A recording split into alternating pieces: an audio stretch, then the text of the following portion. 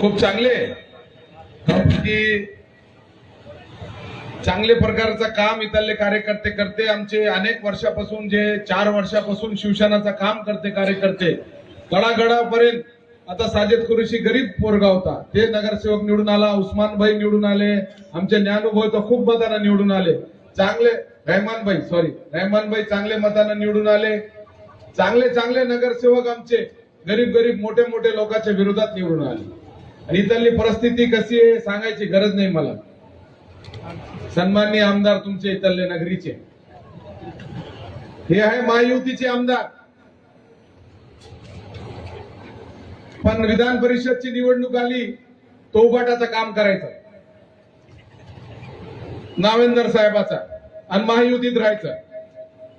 परभणीमध्ये पाथरीमध्ये काँग्रेसचा उपोषण असला, शिवसेनाची नगरपालिका तिथं जाऊन शिवसेनाचे विरोधात काँग्रेसला पाठिंबा द्यायचा आणि म्हणायचं महायुतीचा मी आमदार आहे। चांगले आमदार आहे बाबा तू महायुतीचे, सोबत राहायचं आणि पाठीत खंजीर खुपसायचं, माल हाणायचा आमचा आणि मतदान करायचं नाविंदारला आणि म्हणायचं मी महायुतीचा आमदार आहे। 2029 ला दाखवू महायुती काय येतो तुम्हाला। आता बॉस आलेले आहे शिवसेनात,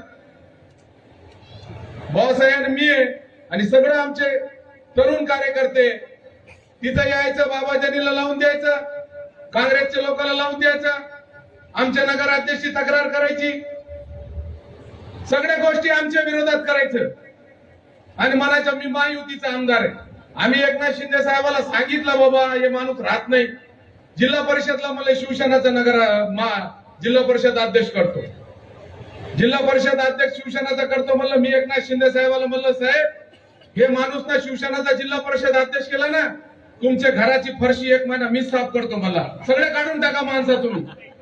ते म्हणले असं कसं बोलतो तू, मी मला माहिती आहे ना हे विधान परिषदला आम्ही याला इतकी मदत केली, आमदार केला हे माणसाला, विधानसभाला आमची ठोकली, आमच्याच विरोधात तिकीट, कुणी 1 महिन्यात आमदार झाल्यावर दुसऱ्या महिन्यात तिकीट मागते का? हे माणूस तयार आहे तिकीट घ्यायला।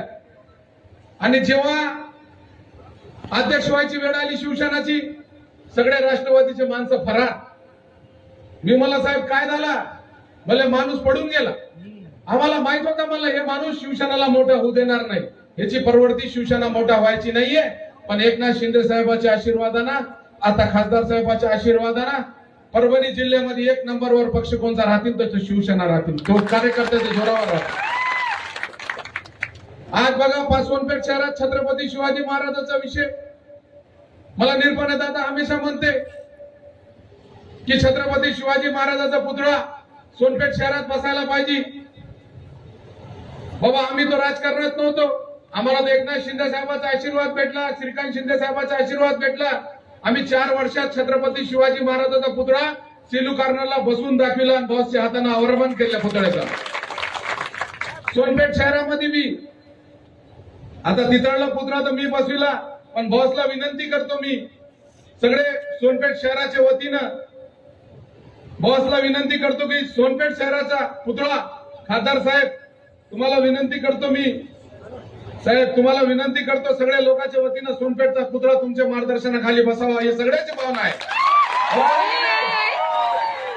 त्यामुळं सोनपेठचा पुतळा छत्रपती शिवाजी महाराजांचा ते बॉसच्या मार्गदर्शनाखाली आम्ही बसू। सोनपेठ शहराचा जे बी विकास असेल, आता नगर विकास खाता आमच्याकडे, खासदार आम्ही सन्मान्य खासदार साहेब आहे, मी सन्मान्य आमदार आहे, आम्ही दोघं मिळून सोनपेठ शहराचा सगळा विकास करू। सोनपेठवर जास्त लक्ष द्यायचं आम्हाला। आता सोनपेठला कार्यालय करायचं 4 दिवस 8 दिवस पैकी 4 दिवस सोनपेठ मध्ये येऊन बसायचं, काय असू द्या आम्ही तुमचे काम करू, काय पण असू द्या। जसा महाराष्ट्राचे मुख्यमंत्री एकनाथ शिंदे साहेबांना जे पद्धतीत काम केलं, लाडकी बहीण योजना, तुम्हाला कोण न्याय दिला खरं सांगा? एकनाथ शिंदे साहेबांना न्याय दिला की नाही तुम्हाला? काही दिला की नाही? खरं दिलं की नाही? लाडकी बहीण योजना सारखी योजना चालू केली। आज मुख्यमंत्री सहायता निधीच्या माध्यमातून 450 कोटी रुपये द्यायचं काम एकनाथ शिंदे साहेबांना दिलं। 80,000 लोकांचा जीव वाचवायचं काम एकनाथ शिंदे साहेबांना केलं। 1 रुपयात पीक विमा द्यायचं काम महाराष्ट्राचे मुख्यमंत्री एकनाथ शिंदे साहेब जेव्हा होते त्यांनी द्यायचं काम केलं.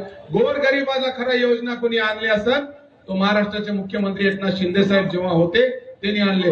हेच महाराष्ट्राचे उपमुख्यमंत्री 30 तारखेला येणार आहे आणि सन्माननीय खासदार साहेबांना सगळ्या कार्यक्रमाचं आयोजन केलेलं आहे. आणि आपले जे खासदार आहे आज जे पद्धतीत बॉस 17 वर्षापासून विरोधात होते आता सत्तेत आले काहून बॉस आणि शिवसेना हे नातं काही वेगळा नाहीये. शिवसेना तळागाळापर्यंत न्यायचं काम परभणी जिल्ह्यामध्ये कोणी केलं असेल तो सन्माननीय खासदार साहेबांनी केलं. शिवसेना आणि बॉस काही वेगळा नाहीये. अनेक वर्ष 25 वर्षापासून बॉसनं शिवसेना वाढवायचं काम परभणी जिल्ह्यामध्ये केलेलं आहे. सन्माननीय महाराष्ट्राचे उपमुख्यमंत्री एकनाथ शिंदे साहेबांसोबत जेव्हा 2004 ला पहिले वेळ सन्माननीय उपमुख्यमंत्री आमदार झाले होते एकनाथ शिंदे साहेब, तो सन्माननीय खासदार साहेब बी आमदार होते, सोबत आमदार होते साहेब. आणि ते मैत्री गट आहे साहेबाची आणि त्यांचे 25-30 वर्षाचा नाता आहे एकनाथ शिंदे साहेबाचा आणि सन्माननीय खासदार साहेबाचा. त्याच्यामुळं वेगळा काही नाहीये शिवसेनासाठी. साहेबांना तळागाळापर्यंत शिवसेना नेलेली आहे. येणाऱ्या 30 तारखेला आपल्याला एक काम करायचं आहे, ताकदीनं आपल्याला ते कार्यक्रमाची शोभा वाढवण्यासाठी एकनाथ शिंदे साहेबांना अनेक महाराष्ट्राच्या लोकांसाठी खूप योगदान दिलेलं आहे.